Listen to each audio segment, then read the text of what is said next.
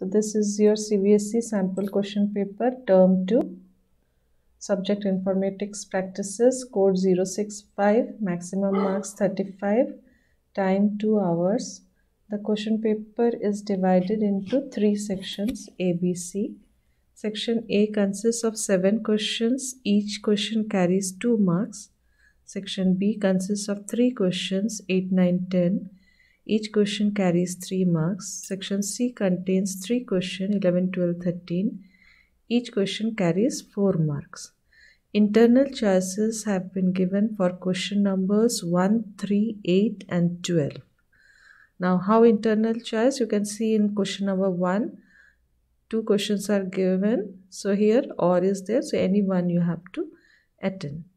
Now we will start solving all the questions of this sample question paper. Question number 1. Aman, a freelance website developer, has been assigned a task to design few web pages for a bookshop. Help Aman in deciding out of static web page and dynamic web page. What kind of web pages should be designed by clearly differentiating between static and dynamic web pages on at least 2 points. So इसमें पूछा क्या गया है, question का meaning क्या है कि static web page और डायनेमिक वेब पेज का डिफरेंस बताना है ताकि अमन को उसमें डिज़ाइन करने में कि उसको सिलेक्ट करने में प्रॉब्लम हो रहा है कि वो स्टैटिक वेब पेज बनाएगा कि डायनेमिक वेब पेज बनाएगा. Now the answer is the differences. Static का मतलब होता है फिक्स, डायनेमिक मतलब रन टाइम. मतलब जो स्टैटिक वेब पेज है उसमें हम कोई चेंजेस नहीं कर सकते, उसके जो कंटेंट्स होते हैं उसमें कोई चेंजेस नहीं हो सकता. डायनेमिक वेब पेज में रन टाइम में चेंजेस कर सकते हैं. हमको सपोज़ कोई फॉर्म फिलअप करना है तो स्टैटिक वेब पेज में हम नहीं कर सकते हैं. डायनेमिक वेब पेज में हम इंटरेक्शन कर सकते हैं, फॉर्म फिलिंग कर सकते हैं. सपोज कॉलेज का फॉर्म भरना है या कोई भी interaction we can do in dynamic web pages. So here 2 difference they have given. There are many more. I will give you the other differences also, but today I am showing you the CBSE answers only. ठीक है, आज हम लोग खाली CBSE answers को लिखेंगे और फिर नेक्स्ट क्लास में जो अलग दूसरे आंसर्स है उसको भी हम लोग अच्छे से इसमें इसी टॉपिक को हम अच्छे से समझ लेंगे. Next, so static web page, content of this type of web page cannot be changed at runtime. runtime में हम उसके कंटेंट को चेंज नहीं कर सकते क्योंकि स्टैटिक का मतलब होता है फिक्स, तो हम उसमें चेंजेस नहीं कर सकते. डायनामिक का मतलब होता है run time web page. So dynamic web page, content of this type of web page can be changed at run time. जब हम वेब पेज में काम कर रहे हैं हम उसमें चेंजेस कर सकते हैं. Second, no interaction with server's database is possible in case of static web page. ठीक है, इसमें कोई इंटरेक्शन हम नहीं कर सकते हैं. इसमें interaction with servers database is possible in case of dynamic web page. आज की डेट में नॉर्मली डायनेमिक बनता है वेब पेज. हाँ, कुछ खाली इन्फॉर्मेशन हमको डिस्प्ले कराना है जिसमें हमको यूज़र से कुछ भी नहीं लेना है, तब हम स्टैटिक बनाएंगे. तो उस लाइन को लिख सकते हो कि अमन अगर कोई वेब पेज ऐसा बनाना चाहता है जिसमें वो खाली इन्फॉर्मेशन यूज़र को देना चाहता है तो वो स्टैटिक सिलेक्ट करेगा, और अगर यूज़र से भी उसको कुछ इन्फॉर्मेशन लेना है तब वो डायनेमिक वेब पेज सिलेक्ट करेगा, बनाएगा. Next question is Priyanka, a beginner in IT field, has just started learning web technologies. Help her in understanding the difference between website and web pages with the help of a suitable general example of each. Website क्या होता है? जिसका URL होता है जिसके अंदर बहुत सारे वेब पेजेस होते हैं. तो it contains all the web pages. और वेब पेजेस क्या होता है? वेबसाइट के पार्ट्स होते हैं. जैसे होम पेज, पहला पेज जो ओपन होता है, फिर क्लिक करने पे दूसरे लिंक, कोई भी लिंक क्लिक करने पे दूसरा पेज खुलता है. तो ये जो एक एक पेज ओपन होता है इसको वेब पेज बोलते हैं. ठीक है, तो अब इसके डिफरेंस देख लेते हैं. The difference between a website and a web page is that a website is a collection of different web pages containing information on a particular topic.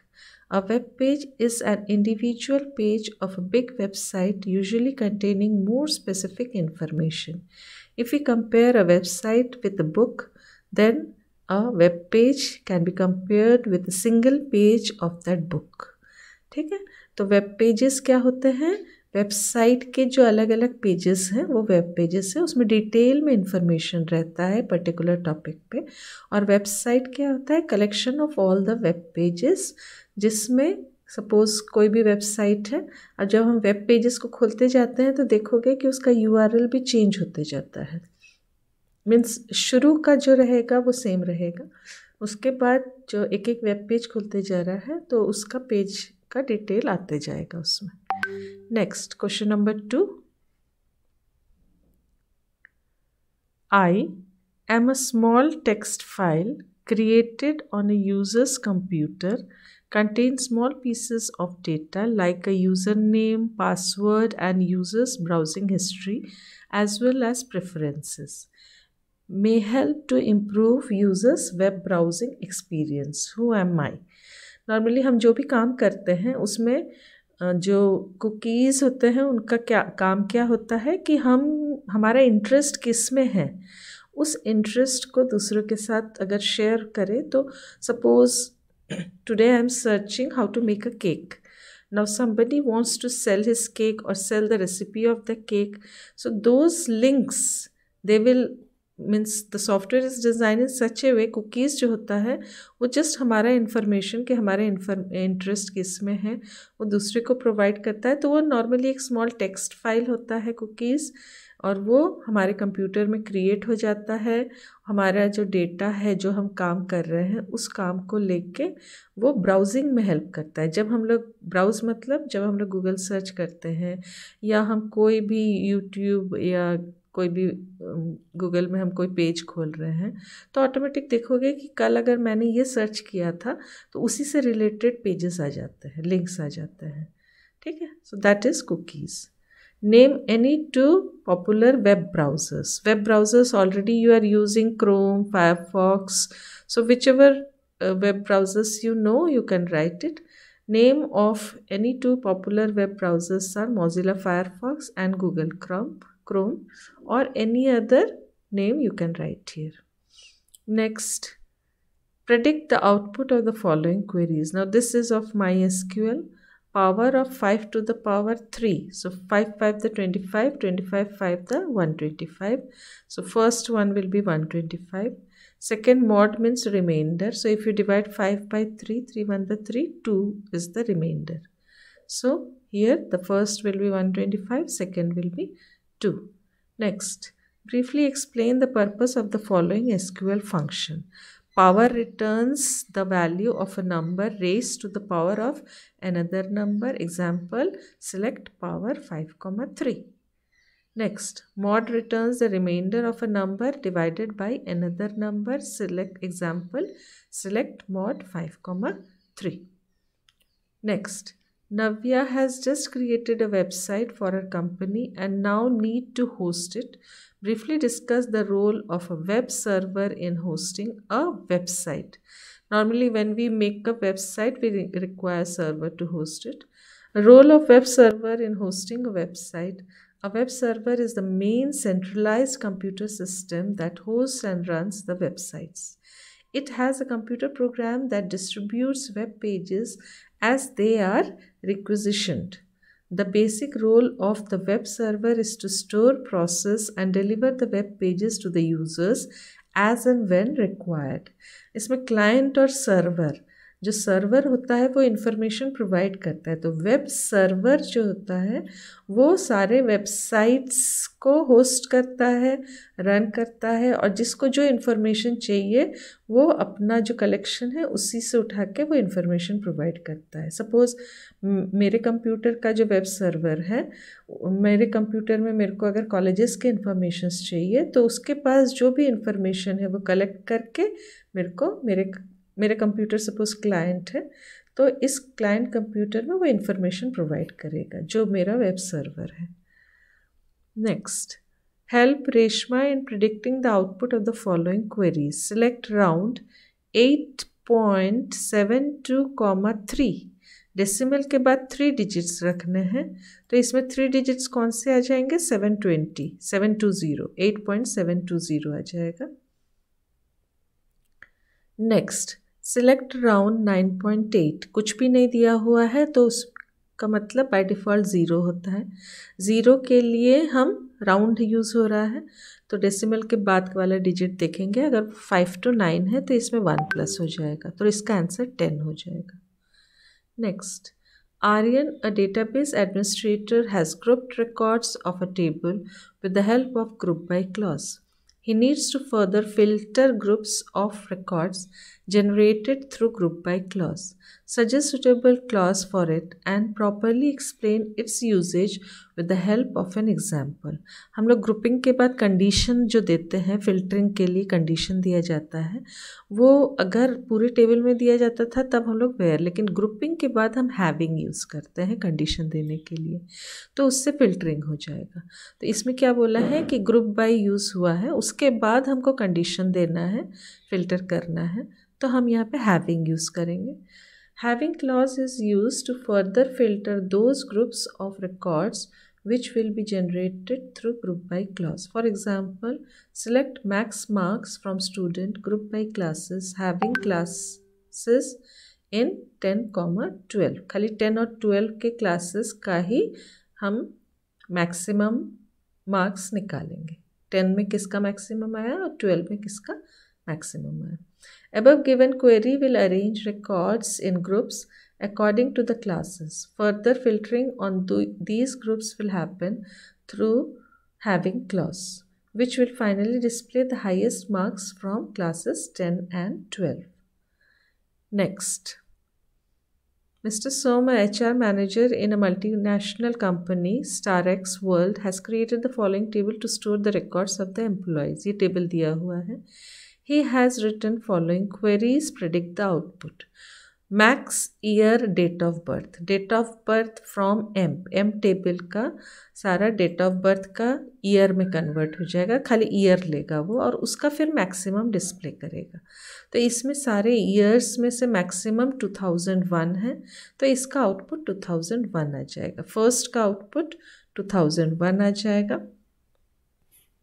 Second, select E name from M where month DOJ equals to 11, तो DOJ का month extract होगा और month में खाली एक ही 11 दिख रहा है, तो उसका ई नेम प्रिंट हो जाएगा। तो ई नेम में क्या है, यहाँ पे मेलिंडा है, तो आउटपुट में खाली हमको मेलिंडा टाइप करना है।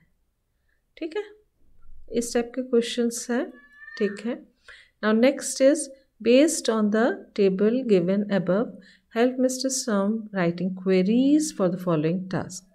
Display the name of eldest employee and his/her date of birth. सबसे eldest मतलब बड़ा, तो मैक्स लेंगे इसमें। ठीक है, और डेट ऑफ बर्थ का मैक्स सॉरी एल्डेस्ट का मतलब है सबसे बड़ा, तो डेट ऑफ बर्थ का मिन लेंगे। ठीक है, एज बड़ा होना चाहिए, तो डेट ऑफ बर्थ का मिन लेंगे। एंड हिज/हर डेट ऑफ बर्थ तो डायरेक्टली दिया हुआ है DOB। ठीक है, और उसका मिन, तो इसमें क्या लिखेंगे, select min of date of birth comma date of birth, name देना है और डेट ऑफ बर्थ देना है, और कंडीशन में एल्डेस्ट डालना है। तो select E name comma date of birth from M where max,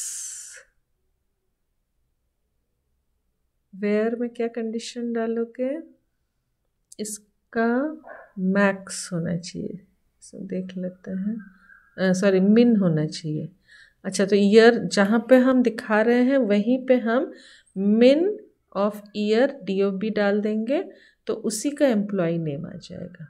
ठीक है, तो इसमें हमने क्या किया, डेट ऑफ बर्थ खाली उसी एम्प्लॉय का दिखाना है जिसका एज जो एल्डेस्ट है।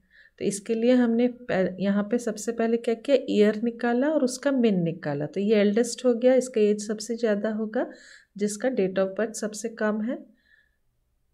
उसी के आगे हमने ई नेम डाल दिया, तो उसी पर्टिकुलर का वो एम्प्लॉय नेम दिखाएगा बस। चलो नेक्स्ट क्वेश्चन क्या है, display the name of those employees whose joining month is May. तो मंथ, ज्वाइनिंग मंथ के लिए DOJ यूज़ करेंगे, मे के लिए यहाँ पे डिजिट दिया हुआ है, तो 1 2 3 4 5, मे के लिए 5 हो जाएगा। इसमें खाली एम्प्लॉय का नाम दिखाना है हमको, name of employee. Select E name from M where month bracket में DOJ इक्वल्स टू 5। अब सेक्शन बी में 3 क्वेश्चन आ रहे हैं 3 मार्क्स के। तो predict the output of the following queries. In string क्या करता है, सेकेंड स्ट्रिंग का पोजीशन फर्स्ट स्ट्रिंग में बताता है, फर्स्ट ऑकरेंस का। तो इसका आंसर क्या होगा, 1 2 3 4 5 6 7 8 9 10 11। फर्स्ट जो डॉट है वो 11 पोजीशन पे है, तो 11 आएगा इसका आंसर। ठीक है, इसका आंसर चेक कर लेते हैं। ठीक है, नेक्स्ट सबस्ट्रिंग क्या करता है, एक्सट्रैक्ट करता है 7th से 4 कैरेक्टर्स। तो 7 पहले 7th कैरेक्टर कौन सा है देख लेते हैं, 4 5 6 7। तो यहाँ से 4 कैरेक्टर लेगा, तो 4 कैरेक्टर, इसका आंसर CBSE होगा। नेक्स्ट लेफ्ट से 5 कैरेक्टर, तो 1 2 3 4 5 एग्जाम्स, लेफ्ट से 5 कैरेक्टर। इसमें भी चॉइस है और करके। Miss Soumya is working on a MySQL table named hotel having following structure. She need to perform following task on the table to fetch last 2 characters from the user ID column. User ID column एक varchar है, last 2 के लिए हम write use करेंगे, write user ID, 2 use करेंगे और select के साथ इसको लिखना है। टेबल का नाम जो है वो होटल है। तो फर्स्ट वाले का आंसर क्या होगा, select right in bracket user ID, 2 from hotel semicolon. Next display the values of name column in lower case. ये वाला इजी है। सिलेक्ट लोअर ब्रैकेट में जो कॉलम का नाम यहाँ पे दिया है name from hotel semicolon.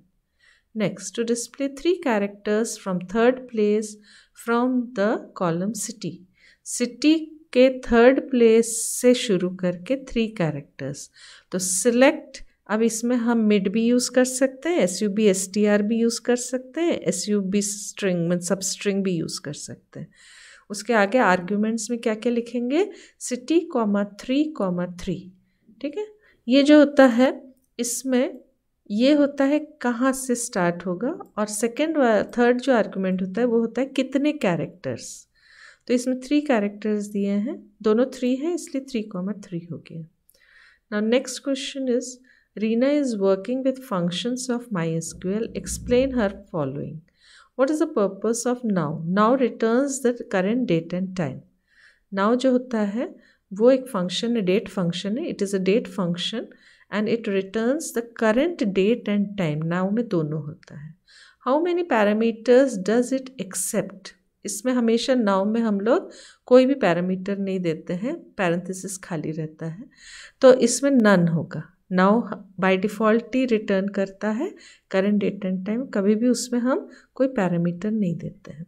What is the general format of its return type. जब वो रिटर्न करता है तो उसका जो फॉर्मेट है, ये फॉर्मेट है उसका। The return type of now is either in YYYY-MM-DD, ये टाइम डेट के लिए है, टाइम के लिए HH:MM:SS। ये क्या है, आवर्स, अभी कितने आवर हुए, कितना मिनट हुआ, कितना सेकेंड हुआ है, और ये क्या है, year, month and date.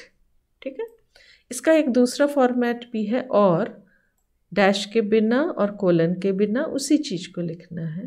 Dot format depending on whether the function is used in a string और न्यूमेरिक कंटेक्स्ट। ठीक है, तो ये है कि आउटपुट कैसे शो होगा जब हम उसको यूज़ करेंगे, नाउ को हम यूज़ करेंगे। तो ये सारे डेट फंक्शंस, यहाँ पे नाउ के जगह पे कोई कर डेट या कोई दूसरा भी आ सकता है। तो सारे फंक्शंस कैसे आउटपुट दिखाएगा, किस फॉर्मेट में, आर्ग्यूमेंट्स क्या क्या होंगे, पैरामीटर्स कौन से होंगे, ये सब हमको अच्छे से समझना पड़ेगा। Next is, Reena is working with functions of MySQL, explain her following. What is the purpose, ये तो हो गया, sorry. Next, While dealing with string data type in MySQL, it's observed that sometimes unnecessary space character comes in between, which hampers the successful execution of a string manipulation module. Name the suitable MySQL function to remove leading, trailing and both type of space characters from a string. Also give MySQL queries to depict the same. हम लोग इसमें trim use करके, actually क्या होता है, suppose user से हम ले रहे हैं डेटा, यूज़र अगर गलती से अपने नाम से पहले एक स्पेस डाल दे और जब हम कंपेयर करेंगे, मैच करेंगे, तो वो मैच नहीं होता है। तो कहीं पे भी आगे या पीछे स्पेस डाल, जैसे आंसर्स गूगल फॉर्म में हम लोग आंसर्स लेते हैं, वन वर्ड आंसर, अब उसमें अगर आगे पीछे कहीं पे स्पेस डाल दोगे तो हमारे आंसर के साथ वो मैच नहीं करेगा। तो इसमें हम ट्रिम यूज़ करते हैं। ट्रिम क्या करता है, पूरे स्पेस को हटा देता है। एल ट्रिम लेफ्ट स्पेस को हटाता है, आर ट्रिम राइट स्पेस को हटाता है। ठीक है, अब इसके टू रिमूव लीडिंग, लीडिंग मतलब पहले के जो होते हैं उसके लिए एल यूज़ करेंगे, लेफ्ट में जो होते हैं। To remove trailing space, trailing मतलब जो लास्ट में बाद में होता है, राइट की तरफ होते हैं, तो इसमें आर ट्रिम यूज़ करेंगे। To remove both type of space characters, खाली ट्रिम यूज़ करेंगे। इसका सिंटैक्स है कि अगर हेलो हम दे रहे हैं और आगे और पीछे दोनों तरफ स्पेस है, तो जब एल ट्रिम यूज़ करेंगे तो वो खाली लेफ्ट स्पेस को हटा देगा, जब हम आर ट्रिम यूज़ करेंगे तो राइट स्पेस को हटा देगा, और जब हम ट्रिम यूज़ करेंगे तो दोनों स्पेस को हटा देगा। ठीक है, नाउ सेक्शन सी, इसमें भी 3 क्वेश्चंस हैं और 4 मार्क्स ईच, 4 मार्क्स के क्वेश्चंस हैं। Carefully observe the following table named stock, table का नाम स्टॉक है। Write SQL queries for the following to display the records in descending order of price. तो ये तो सबको आता है। Select star from stock, order by price, DESC। इसमें जहाँ पे डिस्प्ले लिखा रहता है वहाँ पे हम सिलेक्ट यूज़ करते हैं। सारे रिकॉर्ड्स दिखाने हैं, स्टार हमेशा सिलेक्ट के साथ फ्रॉम टेबल नेम लिखते हैं हम लोग, स्टॉक। अब कंडीशन इसमें कुछ भी नहीं देना है तो वेयर नहीं यूज़ करेंगे, सीधे ऑर्डर, डिसेंडिंग ऑर्डर, ऑर्डर मतलब अरेंज करना है, सॉर्ट करना है डिसेंडिंग में। तो ऑर्डर बाय कॉलम का नाम क्या है, प्राइस, DESC है। Next, to display category and category wise total quantities of product. जहाँ पे कैटेगरी वाइज लिखा रहेगा वहाँ पे ग्रुप बाय यूज़ होगा। ये जो वाइज कीवर्ड होता है इसका मतलब या तो वाइज या फिर ईच कैटेगरी, इसमें ग्रुप बाय यूज़ होता है। तो इसका आंसर क्या होगा, to display category and category wise total quantities of products. कितने क्वांटिटी हैं, तो सम क्वांटिटी होगा और कैटेगरी होगा। टेबल का नाम फ्रॉम स्टॉक है। ग्रुप बाय, यहाँ पे वाइज किस में, कैटेगरी वाइज है तो ग्रुप बाय कैटेगरी। जिसका आंसर क्या होगा, सिलेक्ट कैटेगरी कॉमा सम, इसमें टेबल क्वांटिटी दिया है QTY, तो सम ब्रैकेट में QTY from stock group by category semicolon. Next, to display the category and its average price, उसी का, उस कैटेगरी का एवरेज प्राइस। तो इसमें भी ग्रुप बाय यूज़ होगा क्योंकि उसी कैटेगरी का IO का एवरेज प्राइस, NW का एवरेज प्राइस, O का एवरेज प्राइस। तो जब उसी कैटेगरी का अलग अलग कैटेगरी के एवरेज प्राइसेस मांगे गए हैं तो पहले हमको ग्रुप बाय करना पड़ेगा, उसके बाद उसका AVG प्राइस। तो select category comma AVG price from stock group by category. Next, to display the category and category wise, जहाँ पे भी वाइज या फिर ईच कैटेगरी या फिर and it's category and it's करके लिखा रहेगा, ये सब में हम ग्रुप बाय यूज़ करेंगे। तो to display category and category wise highest price of the product, तो हाईएस्ट के लिए हम मैक्स प्राइस लिखेंगे। तो select category comma max price from stock group by category. ये ग्रुप बाय के क्वेश्चंस आएंगे 4 मार्क्स के। Next, Satyam a database analyst has created the following table. एक टेबल दिया हुआ है यहाँ पे। He has written following queries. Select some marks from student where optional equals to IP and stream equals to commerce. तो optional में IP होना चाहिए और स्ट्रीम में कॉमर्स होना चाहिए, उसके मार्क्स को हम ले लेंगे। लेकर उसका सम डिस्प्ले करना है। तो इसमें 95 है कॉमर्स और आईपी में, दूसरे का 98 है। 95 प्लस 98 करने पे कितना आ रहा है? 193 आ रहा है। तो इसका आंसर कितना होगा? फर्स्ट का आंसर 193 होगा। Second, select max marks plus min marks from student where optional equals to CS. CS का मैक्सिमम और मिनिमम को प्लस करके डिस्प्ले करना है। CS में मैक्सिमम मार्क्स है 99 और मिनिमम मार्क्स है 95। तो 99 प्लस 95 कितना होता है? 194। अब एक चीज़ ध्यान दोगे कि जब भी हम यहाँ पे मैक्स, मिन या काउंट कोई भी यूज़ करते हैं, सम, इसमें नल को कंसिडर नहीं किया जाता है, ठीक है? तो नल को हमको देखना ही नहीं है। तो इस केस में 95 प्लस 99 194 हो जाएगा। Next, select AVG marks from student where optional equals to IP। अब इस क्वेश्चन को सॉल्व करने के लिए थोड़ा टाइम लगेगा, क्योंकि ऑप्शनल IP 4 है, उसके मार्क्स को प्लस करके डिवाइडेड बाय 4 करना होगा। तो इन 4 मार्क्स को हम प्लस करेंगे, जितना वैल्यू आएगा डिवाइडेड बाय एवरेज के लिए डिवाइडेड बाय 4 करेंगे, तो जो आंसर आएगा वो ही हमको यहाँ पे लिखना है। तो इसका आंसर 93.75 है। Next, select length of S name from student where marks is null. जहाँ पे मार्क्स नल है उसका स्टूडेंट नेम का लेंथ, तो यहाँ पे सौरभ है, इसका लेंथ देख लो 1 2 3 4 5 6, तो आंसर इसका 6 होगा, ठीक है? तो आंसर इसका 6 है, ठीक है? अब इसमें help in predicting the output और एक ऑप्शन दिया हुआ है। Based on the above given table named student Satyam has executed following queries. Select count star from student, select count marks from student. Predict the output of the following of the above given queries. Also give proper justification of the output generated through each query. ये तो class में हो चुका है, कोई इसका answer बता सकेगा? क्या डिफरेंस होता है काउंट स्टार और काउंट कॉलम नेम में? कॉलम नेम में अगर नल वैल्यू है तो उसको वो नहीं काउंट करता है, काउंट स्टार में पूरे टपल को काउंट कर रहा है, तो अगर उस कॉलम में नल वैल्यू है तो भी उसको काउंट करेगा। तो यहाँ पे काउंट स्टार और काउंट मार्क्स में आउटपुट में क्या डिफरेंस हो जाएगा? सारे रोज को काउंट करेगा, तो ये टोटल 1 2 3 4 5 6 7 8 टोटल 8 रोज है, जिसमें एक नल है। तो जब हम काउंट स्टार करेंगे तो 8 आ रहा है, और जब हमने काउंट कॉलम नेम किया तो उसका एक कम आएगा, ठीक है? अच्छा, लास्ट वाला जो है मार्क्स डिफरेंट है, बाकी डेटा सेम है, तो उसको भी काउंट करेगा। इसका आंसर थोड़ा सा गड़बड़ दिया हुआ है। इसका आउटपुट होना चाहिए कि काउंट स्टार में 8 आना चाहिए और काउंट कॉलम नेम में 7 आना चाहिए। अब ये डिफरेंस क्यों है?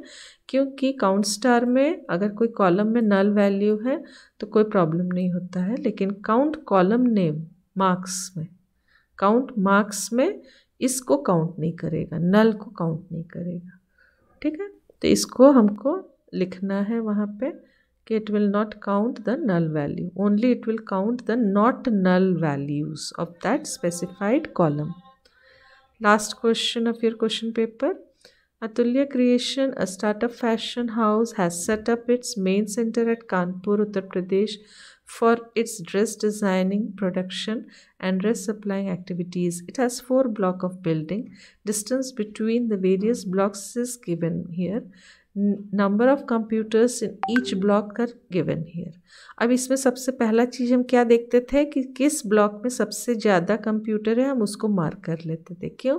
क्योंकि हमको सर्वर वहीं लगाना होता है जिसमें सबसे ज़्यादा कंप्यूटर्स होते हैं। अब क्वेश्चंस हम लोग देख लें क्या क्या क्वेश्चंस हैं। ये ब्लॉक दिए हुए हैं, चारों block. Based on the above specification, answer the following question. Out of LAN, WAN, MAN, what type of network will be formed if we interconnect different computers of the campus? Justify. Normally जब सारे campus एक particular limited range में हैं तब हम लोग क्या use करते हैं? LAN यूज़ करते हैं।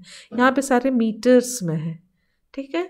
LAN यूज़ करेंगे। अब मैन क्या होता है? मेट्रोपॉलिटन एरिया नेटवर्किंग, जो 10 किलोमीटर के ऊपर सिटीज़ रहते हैं वहाँ पे मैन।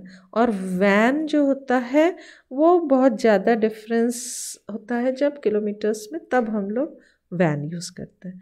तो इसका आंसर लैन होगा, लोकल एरिया नेटवर्किंग, क्योंकि सब मीटर्स में है, सब पास पास से बिल्डिंग, इसलिए हम लैन यूज़ करेंगे। Next question, suggest the topology which should be used to efficiently connect various blocks of building within Kanpur center for fast communication. Also draw the cable layout for the same. तो इसमें topology हम normally star use करते हैं। Star को कैसे draw करेंगे? जिसमें सबसे ज़्यादा कंप्यूटर है उसको बीच में रखेंगे। यहाँ पे सबसे ज़्यादा कंप्यूटर किस ब्लॉक में है? डी ब्लॉक में है, तो डी को हम बीच में रखेंगे और बाकी तीनों को हम डी से कनेक्ट कर देंगे। तो यहाँ पे डायग्राम दिख रहा है, डी बीच में है और ए, पी और एस ब्लॉक को हमने डी से कनेक्ट कर दिया है। तो ये याद रखोगे, जिसमें सबसे ज़्यादा कंप्यूटर होता है वो उसको बीच में रखते हैं और बाकी स्टार में हम बाकी को कनेक्ट कर देंगे। Next question is suggest the placement of the following devices with justification. जहाँ पे रिपीटर्स कहाँ पे यूज़ होते हैं? रिपीटर्स 100 मीटर्स के बाहर, ठीक है। लॉन्ग डिस्टेंस उसमें रिपीटर्स का इसमें डिस्टेंस कुछ मेंशन है। Repeater should be placed in between block D and P as distance in more. अब डी और पी ब्लॉक का डिस्टेंस हम लोग देख लेते हैं कितना है। डी और पी में 150 मीटर्स है।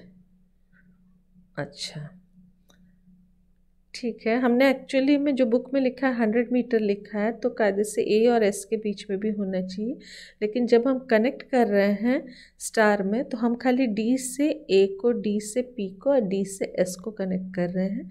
इसीलिए क्वेश्चन में खाली डी और पी का जो डिस्टेंस है 150 मीटर है, 150 मीटर्स, इट्स मोर देन 100, तो इसलिए आंसर में इन्होंने डी और पी ब्लॉक लिखा है। ठीक है, इस पर्टिकुलर टोपोलॉजी में हमको डी और पी का, बाकी अगर दूसरा कोई टोपोलॉजी, क्योंकि 100 मीटर के ऊपर होने पे ही हमको रिपीटर लगाना पड़ता है, तो इस पर्टिकुलर टोपोलॉजी में हम खाली डी और पी के बीच में एक रिपीटर लगा देंगे। ठीक है, चलो नेक्स्ट क्वेश्चन क्या है हमारा? Hub and switch. हब और स्विच कहाँ लगाते हैं? जहाँ पे भी एक से ज़्यादा कंप्यूटर होता है वहाँ पे हम हब और स्विच लगाते हैं। अब देख लो चारों ब्लॉक में क्या एक से ज़्यादा कंप्यूटर है? हाँ, सभी में एक से ज़्यादा कंप्यूटर, सारे ब्लॉक में हमको स्विच लगाना पड़ेगा। Hub and switch should be placed in each building to connect various computers together. हर एक बिल्डिंग में, ईच बिल्डिंग मीन्स ए में, पी में, एस में, डी में, 4 यहाँ पे हब या स्विच लगेगा ताकि उसके सारे कंप्यूटर्स को हम कनेक्ट कर सकें। Next question, nowadays video conferencing software is being used frequently by the company to discuss the product details with the clients. Name any one video conferencing software. Also mention the protocol which is used internally in video conferencing software. हम लोग कौन कौन सा use कर रहे हैं? हम meet use कर रहे हैं। ऐसे सारे जितने वीडियो कॉन्फ्रेंसिंग सॉफ्टवेयर्स होते हैं, जैसे टीम्स होता है, जूम होता है, स्काइप होता है, हम गूगल मीट में क्लास ले रहे हैं, तो कोई भी वीडियो कॉन्फ्रेंसिंग सॉफ्टवेयर का नाम लिखना है, एनी वन। तो यहाँ पे अपना गूगल मीट में क्लास हो रहा है तो वो भी लिख सकते हो, बाकी टीम्स, जूम, स्काइप कोई भी लिख सकते हो। प्रोटोकॉल हमेशा वीडियो कॉन्फ्रेंसिंग के लिए हम VoIP यूज़ करते हैं, तो protocol of video conferencing software is VoIP. So this is the pattern. So now while preparing for your exam, what all things you have to make the notes. Notes we will make of all the different protocols. सारे protocols का हम एक note बनाएंगे। ठीक है, कौन कौन से सॉफ्टवेयर्स हमको ऑनलाइन काम करने के लिए, कोई भी काम करने के, जैसे कॉन्फ्रेंसिंग के लिए हमने यहाँ पे टीम, जूम, स्काइप, मीट लिख सकते हैं। बाकी ये केस स्टडी तो आएगा ही, केस स्टडी में ये लेआउट, स्टार लेआउट, ये तो आता ही है। इसके बाद एक क्वेश्चन आता है कि सर्वर कहाँ प्लेस होगा और क्यों? तो सर्वर जहाँ पे मैक्सिमम नंबर ऑफ कंप्यूटर होता है वहाँ प्लेस होता है, तो ये क्वेश्चन आ सकता है। ठीक है, फिर आ सकता है स्टार और बस में डिफरेंस क्या है? स्टार टोपोलॉजी, जैसे यहाँ हमने स्टार यूज़ किया है।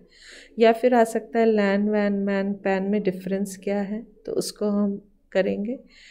नाउ नेक्स्ट, तो ये हमारा जो पैटर्न है बोर्ड का पैटर्न, इस पैटर्न को फॉलो करके हम अपना प्रिपरेशन करेंगे। इसी पैटर्न में ऑलरेडी मेरे को लगता है सारे टाइप ऑफ क्वेश्चंस हमारे किए हुए हैं। अगर न्यू क्वेश्चंस, कोई एक आध क्वेश्चन अगर न्यू लगा है, हाँ ये जो आउटपुट के फॉर्मेट्स, ये हमको करना है अच्छे से। सारे फंक्शन का जो आउटपुट आएगा वो किस, जैसे date function, time function, day, month, ये तो पता है, फिर भी इसको एक बार हम लोग एक नोट में लिख लेंगे कि सारे जितने फंक्शंस से उसका आउटपुट का जो रिटर्न टाइप, मतलब उसका आउटपुट का जो जनरल फॉर्मेट है वो क्या है। ठीक है, डेट फंक्शंस को भी थोड़ा अच्छे से कर लेंगे। तो ये हमारा पैटर्न हमको मिल गया है कि हमको किस तरीके से प्रिपरेशन करना है। ठीक है, अब इसी पैटर्न के अलग अलग सैम्पल पेपर्स हम लोग वीकली हम डिस्कस करेंगे, plus what ever exams you will give now will be in this pattern only.